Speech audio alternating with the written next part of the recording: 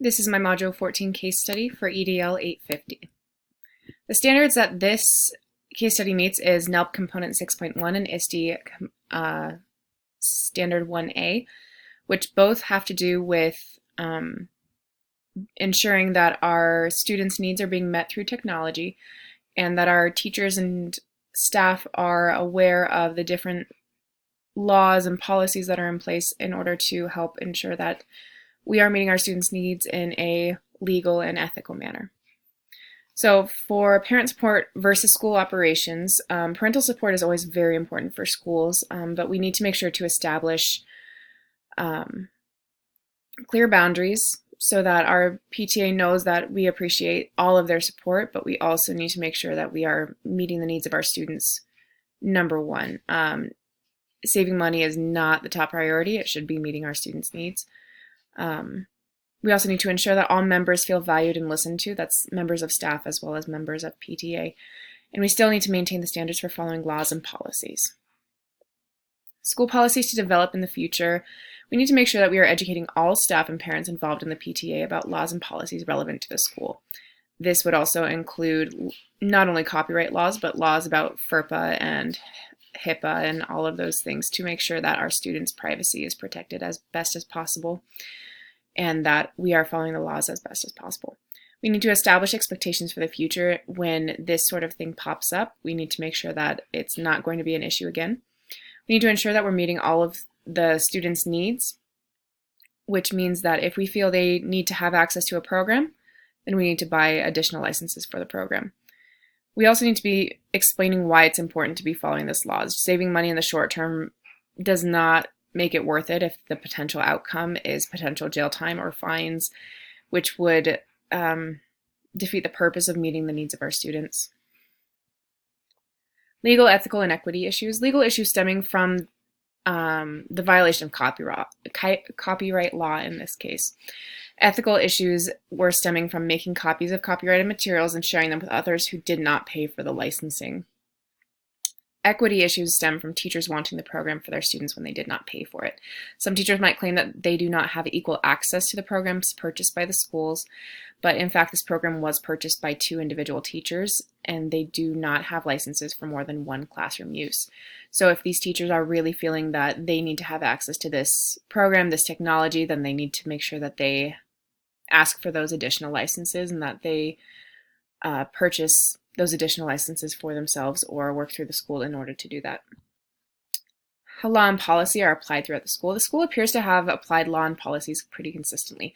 The principal is intervening when a copyright violation is made apparent, and he's making sure to step in and make it clear that this is not appropriate. The school appears to have applied laws and policies fairly, treating teachers with the same expectations and allowing for the same opportunities.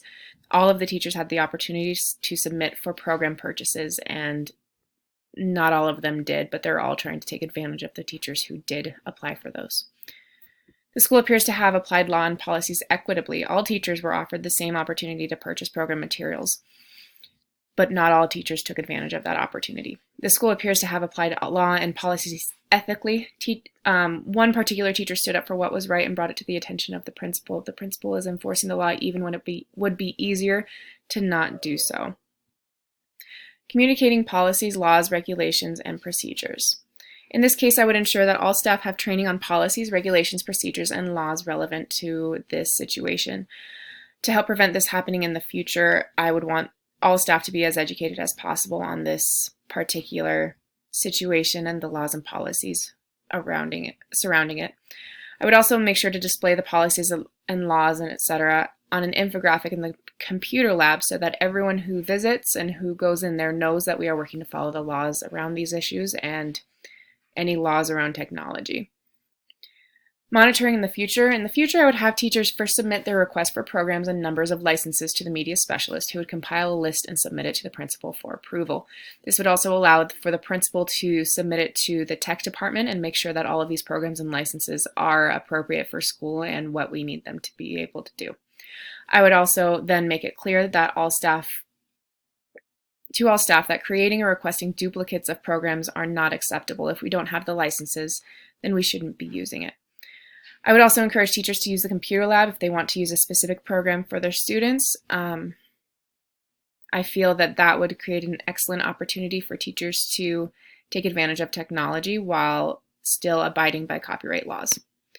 We would also ensure that all teachers are trained on the programs provided by the school and require a certain amount of time utilizing technology within the classroom or computer lab. This way that it ensures that all teachers are using technology, that there is no excuse not to because you've been trained on it, and it's helping to educate our teachers in what the right move is when it comes to programs and technology. Key strategies for involving community members would be to encourage them to sponsor computer programs or donate money towards a fund for computer programs in a similar way of like creating a scholarship for our school.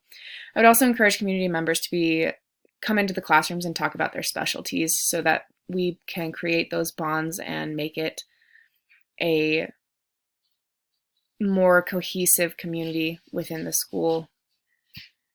How laws, regulations, policies, and procedures impact meeting needs. Some might argue that by following the laws and policies, we are not meeting the needs of our students. We need to be able to meet the needs of our students within the laws and policies of our state and country, though. We need to be more creative with our money and fundraising if additional program licenses are needed. And we need to be making sure that we are setting an excellent example of how to achieve success within the law. If our students see us violating copyright law, if our students see us violating any kind of law, what reason do they have to not follow the rules? We need to make sure that we're setting that excellent example for our students. Using technology to improve operations and management. First, I would utilize technology to find and write grants to buy more technology, including accessories, program licenses, and those kind of things. I would also work with the district tech department to monitor technology use and appropriateness of programs and websites. I would then allow for teachers to submit for additional technology, but they must justify their request and prove the need for it. Working with the district tech department would help with planning and maintenance of equipment and technology, and I would also allow input from the staff and PTA about guidelines for internet usage and compliance.